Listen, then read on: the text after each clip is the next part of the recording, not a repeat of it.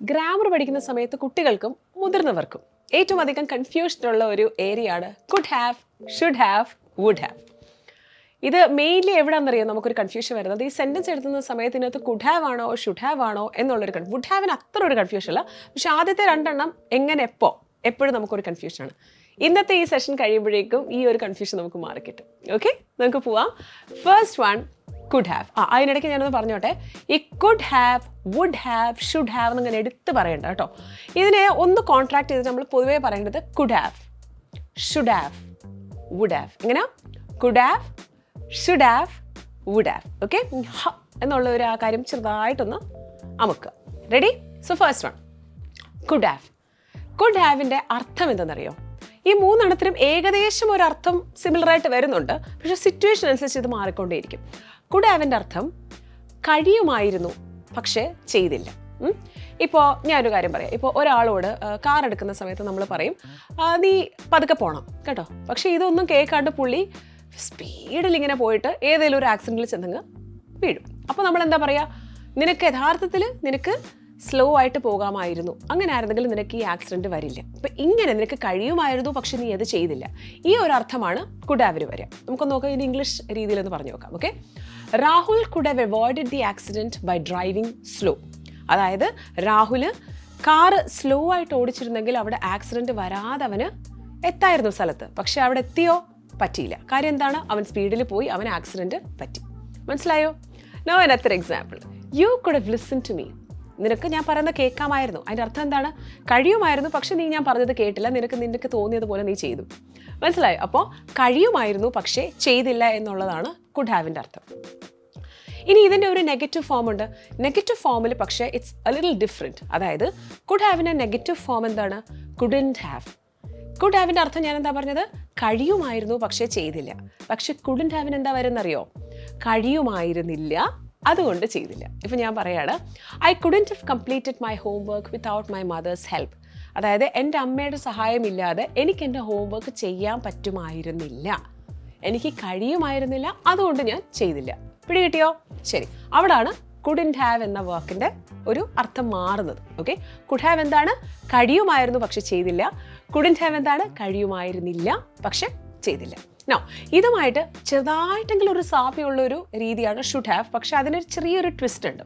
അതിന് മുമ്പ് ഞാനത് പറഞ്ഞോട്ടെ, ഈ കുഡ് ഹാവ്, ഷുഡ് ഹാവിൻ്റെ ഒക്കെ കൂടെ നമ്മൾ യൂസ് ചെയ്യണത്, ഇത് കഴിഞ്ഞിട്ട് യൂസ് ചെയ്യണത് പാസ്റ്റ് പാർട്ടിസിപ്പിൾ ഫോമാണ് കേട്ടോ, V3 form of the verb. ശരി, അപ്പം ഷുഡ് ഹാവ് എങ്ങനെയാ? ഷുഡ് ഹാവിന് നമ്മുടെ കുഡ് ഹാവുമായിട്ട് ചെറിയ ഒരു വ്യത്യാസമുണ്ട്. എന്താണെന്ന് വെച്ചാൽ, ഒരു എക്സാമ്പിൾ ഞാൻ പറഞ്ഞുതരാം. ഇപ്പോൾ നമ്മൾക്ക് എന്തെങ്കിലും ഒരു കാര്യം നമുക്ക് നടന്നു, ആ സമയത്ത് നമ്മളതിന് ചെയ്യാൻ പറ്റിയില്ല, ചെയ്യാൻ പാടില്ല എന്നല്ല, നമുക്ക് ചെയ്യാൻ പറ്റിയില്ല. കുറച്ച് കഴിയുമ്പോൾ നമ്മൾ അതിനെപ്പറ്റി ആലോചിച്ചിട്ട് സങ്കടപ്പെടും. മനസ്സിലായോ? അത് ചെറിയായിട്ടൊന്ന് റിഗ്രറ്റ് ചെയ്യുന്ന പോലെ, അയ്യോ അത് ചെയ്യേണ്ടതായിരുന്നല്ലോ പക്ഷെ ചെയ്യാൻ പറ്റിയില്ലല്ലോ. ഇങ്ങനെയാണ് ഈ ഷുഡ് ഹാവ് എന്ന വാക്കിൻ്റെ ഒരു മീനിങ് വരുന്നത്. ഇപ്പം ഞാൻ പറയാം, ഇപ്പോൾ നമ്മുടെ അമ്മയ്ക്കൊന്ന് വയ്യാതെ വന്നിരിക്കട്ടെ. അപ്പോൾ നമ്മൾ പെട്ടെന്ന് അമ്മ അങ്ങ് കൊണ്ടുപോയി. അപ്പോൾ ബ്രദർ വന്നിട്ട് നമ്മളോട് പറയാണ്, U should have informed me. നീ എന്താ എന്നോടത് പറയാതിരുന്നത്? അത് ചെയ്യേണ്ടതല്ലായിരുന്നോ? മനസ്സിലായോ? അവിടെ ചെയ്യേണ്ടതായിരുന്നു, എന്നാൽ നീ അത് ചെയ്തില്ല എന്നുള്ള ഒരു അർത്ഥമാണ് ഷുഡ് ഹാവിന് വരുന്നത്. Okay, you should have informed me, oh you should have call me. എന്താ നീ എന്നെ വിളിക്കാഞ്ഞത് എന്നുള്ളൊരു അർത്ഥമാണ് ഇവിടെ ഷുഡ് ഹാവിന് വരുന്നത്. ഈ ഷുഡ് ഹാവിൻ്റെ ഒപ്പം ഞാൻ മുമ്പേ പറഞ്ഞതുപോലെ past participle form of the വേർബാണ് യൂസ് ചെയ്യുന്നത്. കുഡ് ഹാവിൻ്റെയും ഷുഡ് ഹാവിൻ്റെയും ഒക്കെ കൂടെ അതാണ് വരിക. ഓക്കെ, നോ, ചെയ്യേണ്ടതായിരുന്നു എന്നുള്ളതാണ് ഷുഡ് ഹാവെങ്കിൽ, ചെയ്യേണ്ടതല്ലായിരുന്നു, ചെയ്യേണ്ടിയിരുന്നില്ല എന്നുള്ള ഒരു അർത്ഥമാണ് ഷുഡൻറ്റ് ഹാവ് എന്നുള്ള ആ ഒരു കോണ്ടെക്സ്റ്റിൽ വരിക. ഇപ്പം ഞാൻ പറയാം, I shouldn't have done that. ഞാൻ അറിയാതൊരു കാര്യം ചെയ്തു പോയേ, പിന്നീട് കുറച്ച് കഴിഞ്ഞിട്ട് അയ്യോ ഞാനത് ചെയ്യേണ്ടിയിരുന്നില്ലല്ലോ എന്നുള്ളൊരു അർത്ഥം വരുമ്പോഴാണ് നമ്മൾ ഷുഡൻറ്റ് ഹാവ് ഇടുക. Oh I shouldn't have done that. അല്ലെങ്കിൽ she shouldn't have gone there. അവിടെ പോകേണ്ടിയിരുന്നില്ല പക്ഷെ അവൾ പോയില്ലേ? പോയി. മനസ്സിലായോ? അതാണ് കുഡ് ഹാവിൻ്റെയും ഷുഡ് ഹാവിൻ്റെയും മെയിൻ ഡിഫറൻസ്. ഇനി നമുക്ക് മൂന്നാമത്തേലേക്ക് പോവാം, വുഡ് ഹാവ്. ഈ വുഡ് ഹാവിന് ഫ്യൂച്ചറുമായിട്ടൊരു ചെറിയൊരു ബന്ധമുണ്ട്. ഈ വിൽ വുഡ് എന്നൊക്കെ പറയുമ്പോൾ തന്നെ അതിന് ചെറുതായിട്ടെങ്കിലും ഒരു ഫ്യൂച്ചറായിട്ടൊരു ബന്ധമുണ്ട്. എന്ന് വെച്ചാൽ, ഇപ്പോൾ നമുക്കൊരു കാര്യം ചെയ്യാൻ പറ്റിയില്ല, പക്ഷെ നമ്മളത് ഇമാജിൻ ചെയ്തിട്ട് പറയാണ്, അയ്യോ അങ്ങനെ ഞാൻ ചെയ്തിരുന്നെങ്കിൽ ഇങ്ങനെ വന്നേനെ, അല്ലെങ്കിൽ ഇങ്ങനെ ഞാൻ ഒരു കാര്യം നടത്തിയിരുന്നെങ്കിൽ അങ്ങനെ ആയേനെ. ഇപ്പം ഞാൻ പറയുമ്പോൾ നമ്മളൊരു മാച്ച് കാണുകയാണ്, അപ്പോൾ അതിനകത്ത് സച്ചിൻ ടെണ്ടുൽക്കർ ഇല്ല, അല്ലെങ്കിൽ ധോണി ഇല്ല. അപ്പോൾ നമ്മൾ so if Dhoni had played we would have won the match. ഇപ്പോൾ ധോണി അതിനകത്തുണ്ടായിരുന്നെങ്കിൽ ഉറപ്പായിട്ടും നമ്മൾ ആ മാച്ച് ജയിച്ചേനെ. മനസ്സിലായോ? അവിടെ ഇങ്ങനൊരു കാര്യം നീ ചെയ്യുന്നെങ്കിൽ അങ്ങനെ വന്നേനെ എന്നുള്ളൊരർത്ഥമാണ്. ചെറുതായിട്ടൊരു ഫ്യൂച്ചറിൻ്റെ ടിഞ്ച് ഉണ്ട്, but we are actually imagining. അത് യഥാർത്ഥത്തിലാണോ? അല്ല, അതൊരു അൺറിയൽ ആണ്. പക്ഷെ നമ്മളത് ഒരു ഫ്യൂച്ചറുമായി ബന്ധപ്പെടുത്തി നമ്മൾ പറയാം. ഓക്കെ, ഇപ്പോൾ ഇതിന് വേറൊരു എക്സാമ്പിൾ പറയാം. If I had learned English I would have got a good job. ഞാൻ ഇംഗ്ലീഷ് പഠിച്ചിരുന്നെങ്കിൽ എനിക്കൊരു നല്ല ജോലി കിട്ടിയേനെ. ഇനിയിപ്പോൾ അങ്ങനെ ഒരു കാര്യം പറയേണ്ട ഒരു സംഭവവും നിങ്ങളുടെ ലൈഫിൽ വരില്ല നിങ്ങൾ ഇംഗ്ലീഷ് ഹൗസിലേക്ക് ജോയിൻ ചെയ്യുകയാണെങ്കിൽ. കാര്യം വാട്സപ്പിലൂടെ വീട്ടിലിരുന്ന് തന്നെ വളരെ ലാവിഷായിട്ട് കൺവീനിയൻ്റ് ആയിട്ട് പഠിക്കാവുന്ന ഒരു കോഴ്സാണ് ഇംഗ്ലീഷ് ഹൗസിൽ. ഓക്കെ, സോ ഇപ്പോൾ തന്നെ ജോയിൻ ചെയ്തോളൂ. ഈ ഒരു സെൻറ്റൻസ് നമുക്കിനി അപ്ലൈ ചെയ്യേണ്ട കേട്ടോ.